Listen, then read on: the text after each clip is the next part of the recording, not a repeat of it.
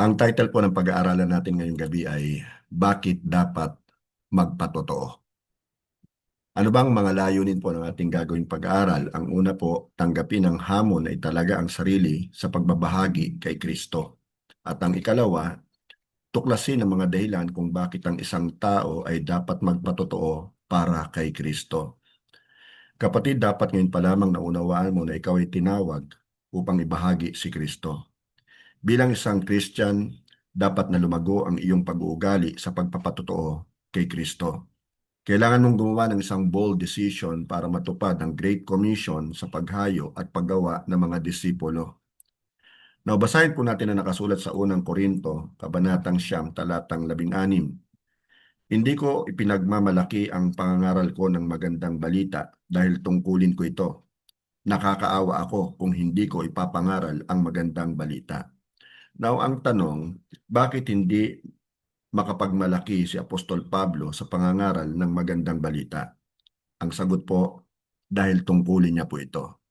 At ako po'y naniniwala na tungkulin din ng bawat isang mga Kristiyanong nabubuhay ngayon sa ating generation na maipangaral po ang mabuting balita. Ito po'y ating tungkulin.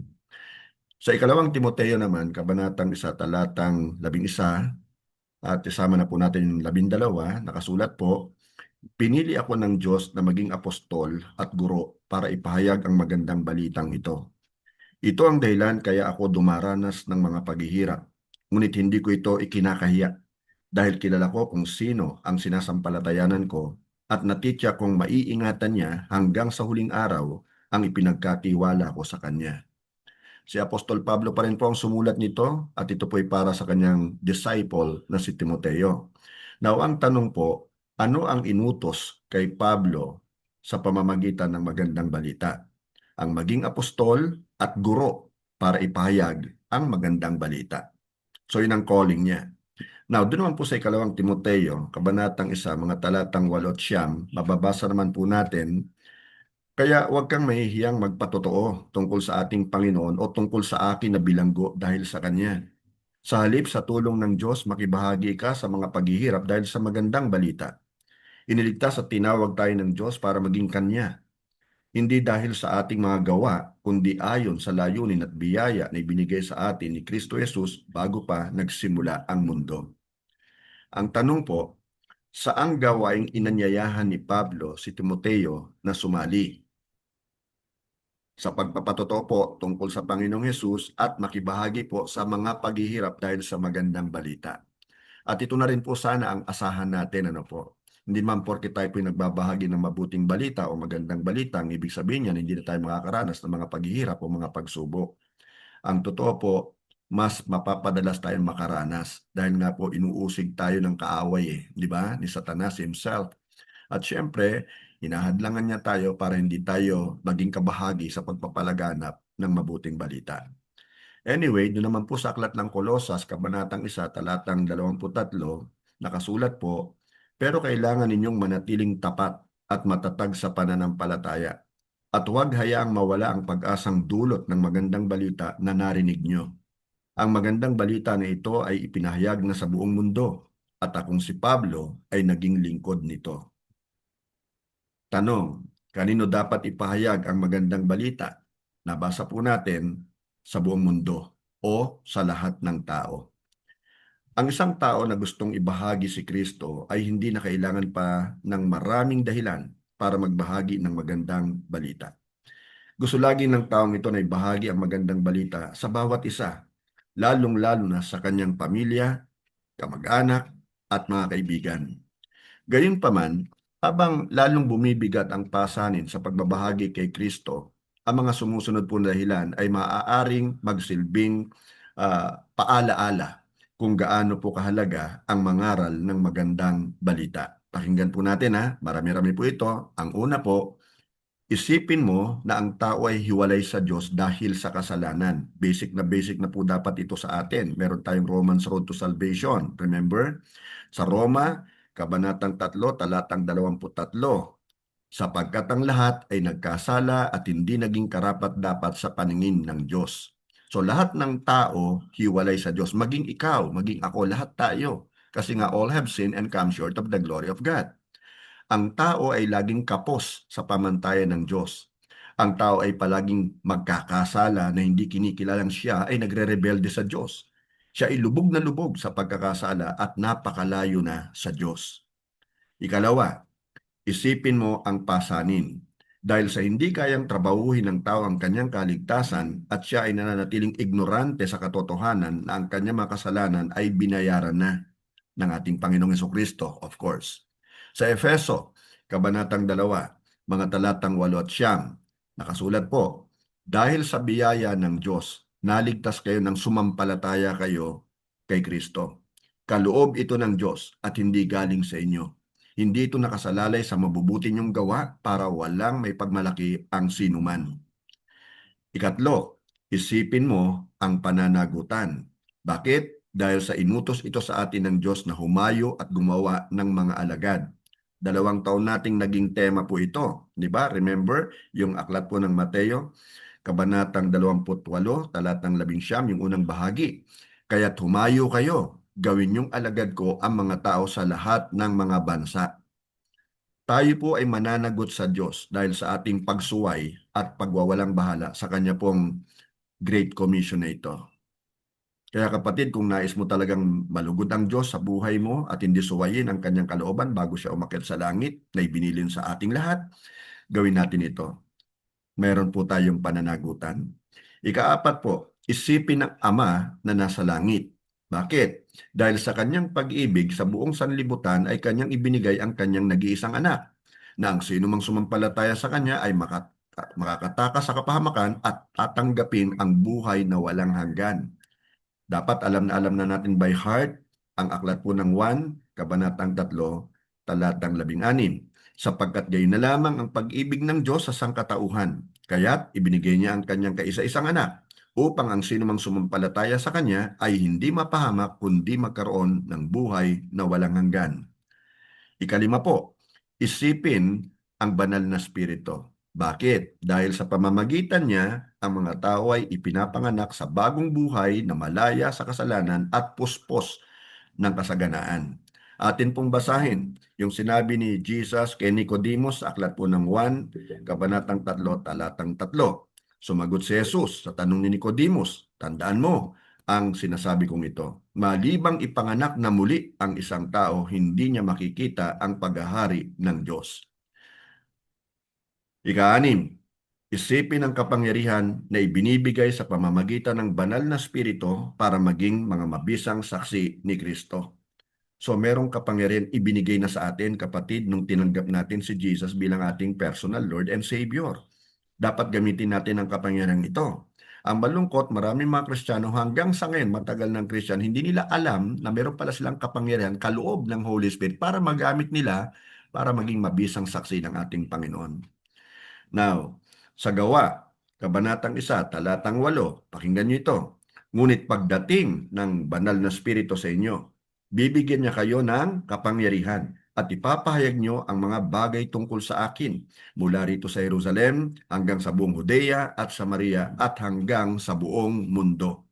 Kapatid, mapalad tayo. Dahil nung tinanggap natin si Jesus as our Lord and Savior, binigyan niya nga tayo ng kapangyarihan ng Holy Spirit. Bumaba sa atin ang Holy Spirit. Gamitin natin ang kapangyarihan ito para sa lalong ikalalawak ng kanya pong kaharian dito po sa lupa. Ikapito po, isipin ang mensahe ng krus. Dahil dito si Kristo namatay at kanyang inihandog ang kanyang buhay upang maging bukas ang langit sa mga nagtitiwala sa kanya. So isipin natin yung message ng cross. Sa unang Korinto 1:18, nakasulat po ang mensahe ng pagkamatay ni Kristo sa cross ay kamangmangan para sa mga napapahamak. Ngunit sa mga naliligtas, kabilang tayo doon, ito'y kapangyarihan ng Diyos. Tanggapin po natin ang katotohanan ito, kapatid. May mensahe ang cross para sa atin, para sa buong mundo. Ikawalo po, isipin si Kristo dahil sa minahal niya tayo ng lubos at gusto niya na ang lahat ng naliligaw ay madala niya sa ating Diyos Ama. Basahin nga po natin ang nakasulat sa unang Pedro, Kabanatang 3, talatang 18. Nawa po nakakasunod kayo ha. Nakasulat po rito, sapagkat si Kristo nga ay pinatay kahit wala siyang nagawang masama. At minsan lang siya namatay para mapatawad ang mga kasalanan natin. Siya na walang kasalanan ay pinatay alang-alang sa atin na mga makasalanan para madala niya tayo sa Diyos. Praise God. Sipin natin ang sacrifice ni Jesus. Bagamat walang kasalanan, siya po'y pinatay para tayo na dapat mamatay ay siyang nabuhay. Ano po? Glory to God. At siyempre, nais niya tayo makasama ng walang hanggang panahon sa langit, sa kanyang presence. Pero habang narito tayo ay magamit niya tayo para mas marami pa tayong mahikayat, madala sa paanan ng ating Panginoon at makaranas din ng kaligtasan at buhay na walang hanggan. Ikasyam, isipin mo ang pasyon. Dahil sa mga tanging gusto ni Kristo sa pagparito sa lupa o ang tanging gusto po ni Kristo sa pagparito sa lupa na isang tao, di ba? Diyos yan na nagkatawang tao, ay mapanumbalik ang tao sa Diyos. Isinantabi niya ang katanyagan at kaluwalhatian para sa layuning maging daan ng tao sa Diyos. Siya yung way to God, di ba?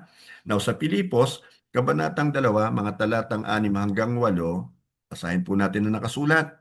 Kahit na nasa kanya ang katangian ng Diyos, hindi niya itinuring ang pagiging kapantay ng Diyos bilang isang bagay na dapat panghawakan. Sa halip, ibinaba niya ng lubusan ang sarili niya sa pamamagitan ng pag-aanyong alipin. Naging tao siyang tulad natin. At sa pagiging tao niya, nagpakumbaba siya, naging masunurin sa Diyos hanggang sa kamatayan, maging sa kamatayan sa krus. Grabe yung ginawang sacrifice ni Jesus para sa atin. Sino ba ang karapat dapat sa atin sa totoo lamang na tayo po ay maligtas? Di ba? Wala naman eh. Ngayon, ganun rin naman doon sa mga taong hindi pa nakakakilala sa Panginoon. Dapat magkaroon din tayo ng habag sa kanila at kailangan natin silang maipakilala sa ating Panginoon. Pakilala natin sila doon sa mga naranasan ni Jesus, yung mga paghihirap niya hanggang siya nga po ay mapako sa krus at mamatay. Pero praise God, muling nabuhay. Ikasampu po, isipin ang presensya ni Kristo. Dahil sa pangako niya, nasasamahan niya tayo hanggang sa wakas ng sanlibutan. Sa Mateo 28 verse 20b, at tandaan nyo, lagi nyo akong kasama, ang sabi ni Jesus, hanggang sa katapusan ng mundo. So hindi niya tayo iwanan, hindi niya tayo pababayaan.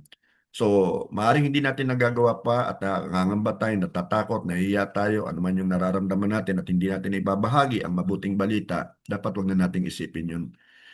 Lalo na kapag naisip natin na baka hindi tayo pakinggan, baka tayo naman iismulin laang, di ba? Huwag nating isipin yon dahil kasama natin ang ating Panginoon. Ang mahalaga, may bahagi natin ang mabuting balita ng kaligtasan. Ikalabing-1 po, isipin ang masaganang buhay. Dahil sa ang bawat isa na nakakilala kay Kristo ay tumatanggap ng kasaganaan ng buhay na siyang plano ng Diyos sa pasimula pa lang po ng panahon. Basahin nga po natin ang nakasulat po sa aklat ng Juan, Kabanatang 10, talatang 10, yung ikalawang bahagi po Ang nakasulat po rito, na parito ako, ang sabi ni Jesus, upang ang mga tupa ay magkaroon ng buhay na masaganang lubos.